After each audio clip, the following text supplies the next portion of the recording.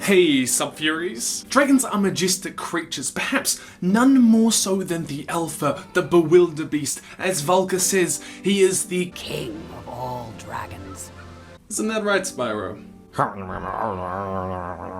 Of course, Mishka is the king of all. Now, I might be a law student, but I'm also an art student who loves language and literary devices. I love the use of juxtaposition and thematic tools, but I also really love something called literary symmetry. I wanted to look at some literary symmetry all throughout How to Train Your Dragon. There's some really cool stuff that we can explore.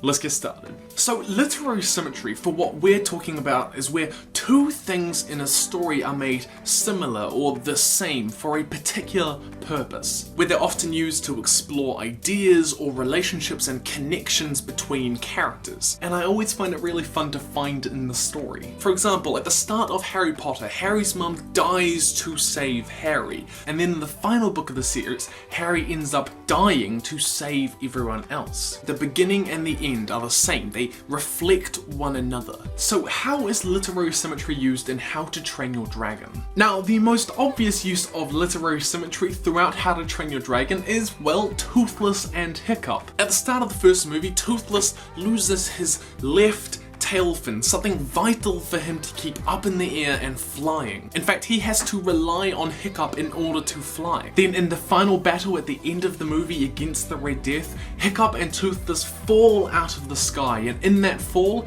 Hiccup loses his left leg. The two of them reflect one another. They are the same, physically disabled, losing the limb that they require to fly or walk. But what is the purpose of the symmetry here? What's it trying to show us? Simply put, it reflects the beautiful friendship that Hiccup and Toothless share. Alone they are weak and defenseless and unable to defend themselves. Hiccup can't even freaking walk. We're reminded that just as they need each other to physically move, they need each other emotionally as the closest of friends. Where would Hiccup be without Toothless? And where would Toothless be without Hiccup? Probably still in that canyon. Another piece of beautiful literary symmetry is in the second movie, as we follow both the stories of Hiccup as he becomes chief of Berk, and Toothless as he becomes alpha of all of the dragons. They both have that same story, maturing and growing until they become leaders of their kind. And this actually raises a really interesting question for the third movie. What happens when Toothless's duties to the dragons and Hiccup's duties to all of Berk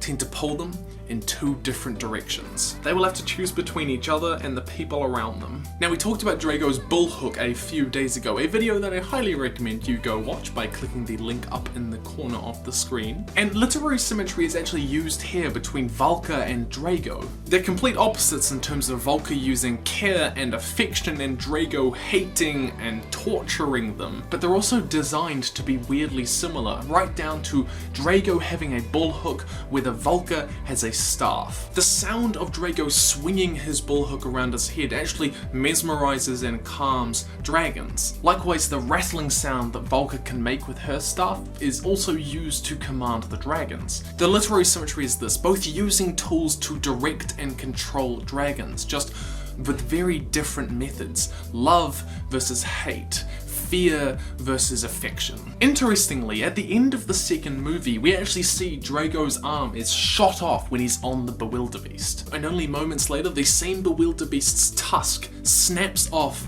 and falls down onto Berk, which in its own way is actually very similar to Toothless and Hiccup.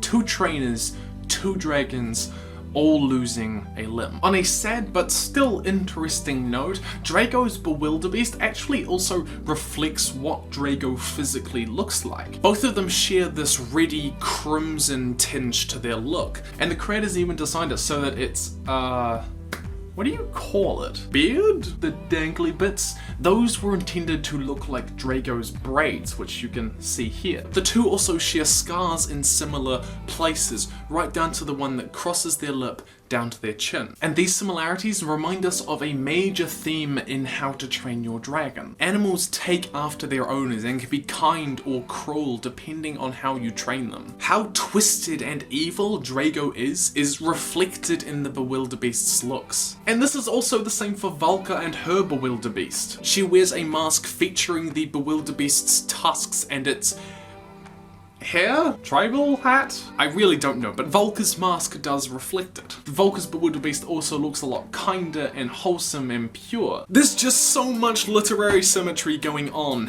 Toothless is like Hiccup, Hiccup is like his mother, Volker is like the Bewilderbeast, and the Bewilderbeast is like Drago. These little details were beautiful and I loved picking up on them. I have some bad news, Sub-Furies. I'm going to be away with my beautiful girlfriend for the next 5 days or so. So we'll be tied up for a little bit, but do not despair. I have got a friend who is going to upload a couple of videos while I'm away. Videos that I have pre-prepared. But that's all from me, Sub-Furies. My question to you, and good on you for staying till the end of the video. If I were, say, to design some t-shirts with Toothless and Mishka, all hail Mishka, on it, would you guys be interested? If enough of you say yes, then, well, we'll see. I'm coming up on 20,000 Sub-Furies. Whew! Okay, let me know in the comments below. In the meantime, follow me on Twitter, Wattpad, Facebook, send me stuff or email me at whatever in the links in the description below. Stay nerdy, Sub-Furies, and I'll see you in the future.